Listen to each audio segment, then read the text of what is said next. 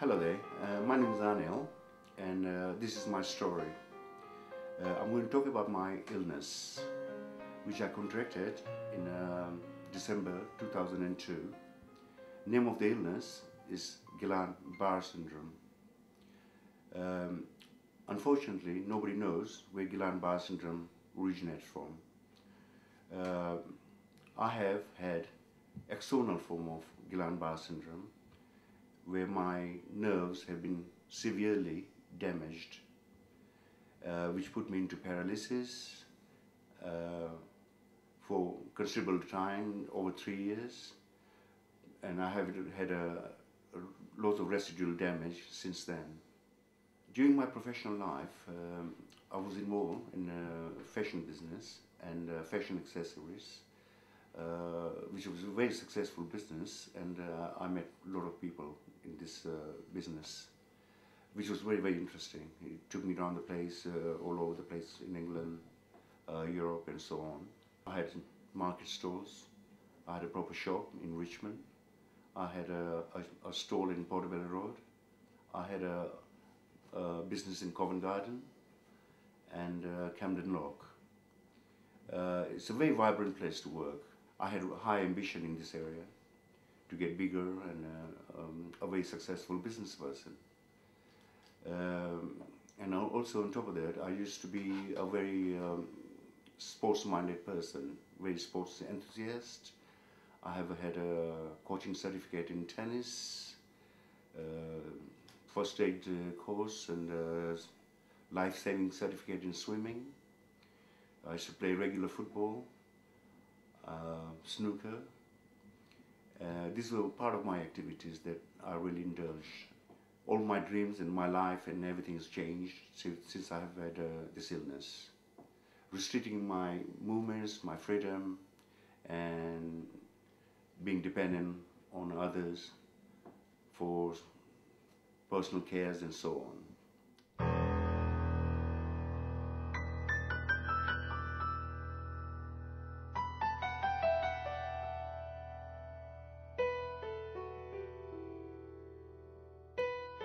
So at this time, 8 years ago, I became totally paralyzed and became very close to dying. I often get pins and needles and cramps all over my body, which can be very painful. After 2 years of intense treatment, both mental and physical, in 3 different hospitals, I came home in a wheelchair to my new adapted home on the ground floor where I now live. Each day, from Monday to Friday, I follow a prescribed physiotherapist program. I do physiotherapy, and once a week I go to hydrotherapy and a swim. The intense exercise and a balanced diet are the only means of regenerating the nerves. My weekly hydrotherapy and swimming at a local leisure center has greatly improved my muscle regeneration. The people at the pool have been extremely helpful, and I'm lowered in and raised out of the pool with a hydraulic hoist. As there is no magic cure for GBS, and I accept that it is unlikely that I'll be able to part company with my wheelchair and regain my normal mobility. In April 2010, I attended a GBS support group's 25th annual conference to learn more about my illness and meet experts and sufferers at a hotel near Heathrow. It was an eye-opener and promoted a deeper awareness of GBS and in individual cases. So first of all, I know most of you know all of this already, and I'm just really, Caroline asked me to show a few slides that we had recently at the Patient Day in Queen Square. And it's just to make the observation, just to point out again, this is a condition of the peripheral nervous system, that is the nerves in the arms and legs, but not actually of the brain and the spinal cord. I don't have a pointer, but I'll try to do it this way. So basically, it's not something that affects the brain and the spinal cord. And even though that seems very obvious, it's very reassuring for a lot of patients, because when you're very ill, with a very severe illness of your arm and legs, people do worry about their thought processes and about the central nervous system. And it's a disease that some people worry when they get the initial symptoms that they have multiple sclerosis, particularly with the more chronic diseases like CIDP. But multiple sclerosis is exactly the opposite. It's a disease that only affects the brain and the spinal cord. So it's almost exactly the opposite to that disease and what it affects. The cause of Guillain-Barré syndrome, or GBS as it is known, is unknown, and so there's no way to prevent the disease from occurring. However, the cases of GBS are increasing globally.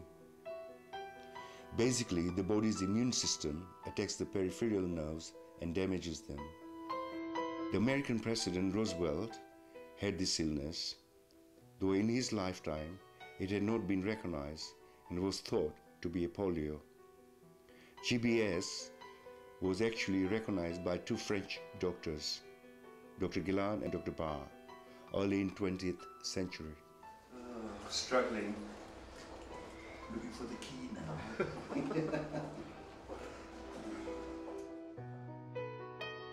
I've been very lucky to have this incredible support from my neurologists, GPs, the GBS support group, social services, the carers and my friends who have contributed towards my slow recovery. GBS is reversible. In my case, unfortunately, I will have a residual damage in my hands and my legs. I must stress my deep appreciation to all those who have helped my recovery and allowed me to enjoy relatively a good life, both domestically and socially, and visiting cinemas, theatre, restaurants, and having parties with friends. Living with GBS, it's a constant struggle. But nevertheless, there are many positive aspects and the moments to celebrate in my life.